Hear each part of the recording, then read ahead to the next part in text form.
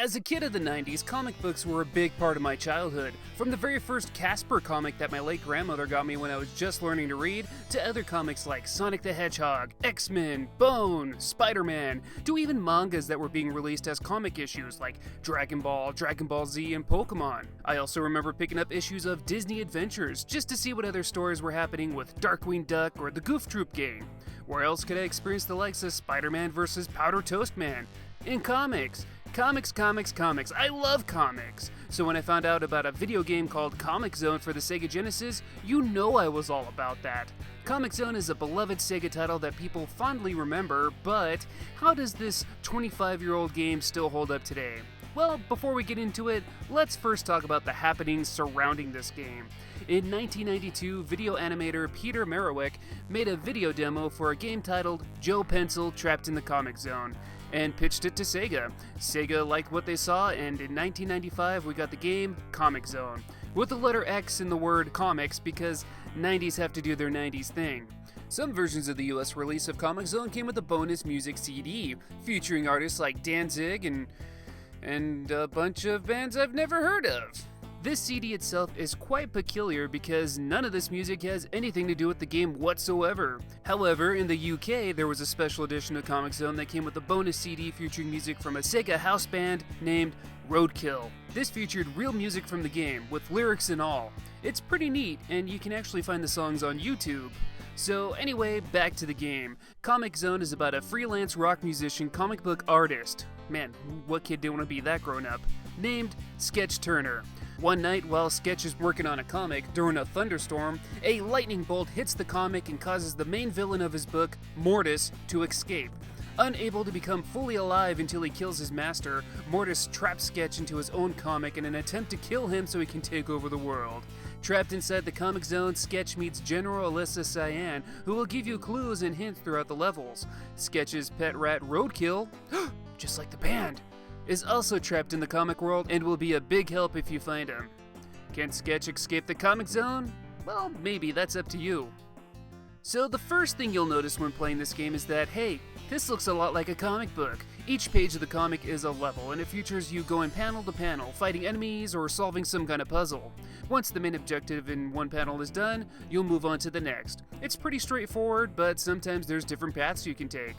This theme for the game is actually pretty damn cool, and it's my favorite thing about Comix Zone. In fact, it's so cool, Sega was actually granted a patent on it. More specifically, a patent for a video game system for creating a simulated comic book game. Crazy stuff. Now, when Sketch is going through the levels, sometimes Mortis will draw an enemy onto the screen for you to fight. Sketch can fight back by throwing some punches, uppercuts, back kicks, low kicks, and jump kicks. You can also block too. Also, if you can spare the health, you can throw a powerful paper airplane at enemies just by holding down the punch button. You'll also find some useful items throughout the levels, like a knife to throw, dynamite to blow up stuff, iced tea to replenish some health, but most importantly, you can find your pet rat Roadkill. He's great and practically necessary to beat the game. He can find hidden items for you and can even help out with certain puzzles. He's pretty dang cool. And speaking of puzzles, some panels can be pretty tricky if you want to pass through unhurt. If you make a wrong move, you can end up killing yourself. Most of the puzzles aren't too hard though. All in all, there's 3 episodes you'll go through, 2 pages each, meaning there's 6 stages altogether. There's a few boss fights as well, like the Spawn Mutant Queen, the Kung Fu Master, and of course, Mortis himself. And what's really cool too is that there's 2 different endings to this game, a good ending and a bad ending. So in the final boss fight, Mortis traps Alyssa in a water-filling chamber. I'm drowning! To keep her from drowning, you must defeat Mortis quickly and hit the switch to release her. If you don't save her in time, not only do you have a boss fight with a floating corpse in the background, but you'll get the bad ending. Mortis is defeated, but it's all sad and stuff. Defeat him quick enough though, and not only do you and Roadkill return to the real world, but so does Alyssa. Everyone gets a happy ending. Alyssa becomes chief of security for the United States, Roadkill gets 100 pounds of mozzarella cheese, and Sketch's comic book becomes a hit. And they all lived happily together. Until what? There was never a sequel?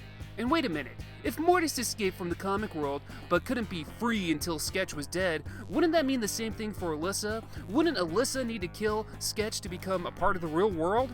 Yeah, maybe I'm thinking too much on this. But anyway, Comix Zone has a great theme going. The comic book feel is like nothing we've seen before, or since really. The graphics are pretty amazing too. I especially like the cutscenes. And the music and sound bites are pretty good here too. The music kinda has a grunge rock feel to it, and almost all the tracks are great. The voice clips are a really nice touch too. Well done, Turner. Oh yeah. This game does so many things right. But I honestly don't care for this game. I don't hate it, but I certainly don't have that much fun playing it.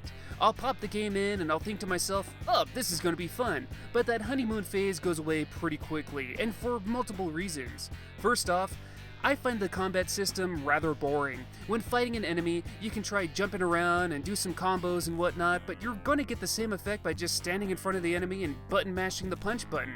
It doesn't help that the game only has a handful of enemies too. There's only like 6 of them. It just gets boring and repetitive.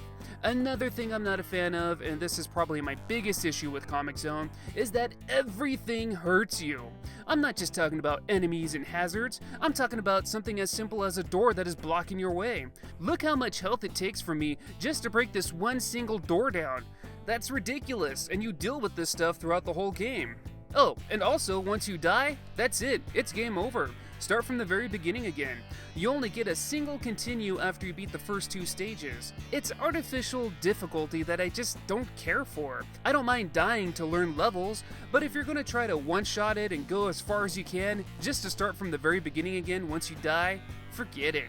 And the last thing that bothers me, it's pretty minor, but throughout the whole game, we get teased of this super version of Sketch. There's a glimpse of him turning into a superhero at the end of every level. Whenever you beat a level, you also get this portrait of Super Sketch slowly getting revealed.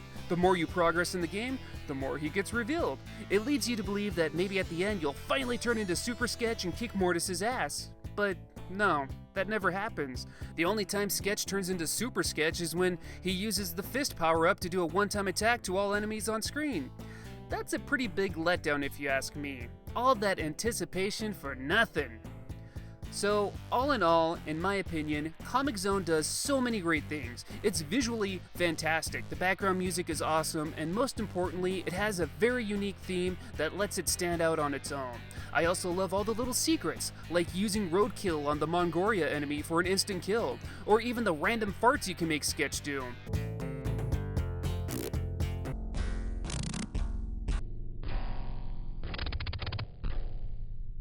You can tell there's lots of effort and lots of love that went into this game. And I don't think it's a bad game, but for me personally, it's just hard to get into. I usually play up to the first boss fight before I start losing interest. Cheap attacks and instant game overs, not to mention the very repetitive enemy battles, it just makes it hard for me to engage in this. With that said, I'd love to see a sequel. It's amazing that the closest thing we got to a sequel to Comix Zone is Unbound Saga, and man, that's not close at all. Comix Zone does a lot, and if you adore the game, that's fine. I like it too, to an extent. I just wish I had more fun playing it.